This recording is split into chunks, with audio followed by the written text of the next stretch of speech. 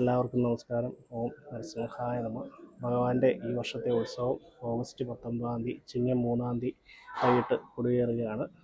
21, 22, 23, 24 തീയതികളിൽ ഉത്സവത്തിൽ ദർശനം ഉണ്ടായിരിക്കുന്നതാണ്.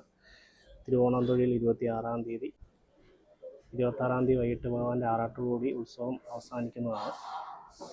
എല്ലാ ഭക്തജനങ്ങൾക്കും ഭഗവാൻ നാമത്തിൽ സ്വാഗതം ചെയ്യുന്നു.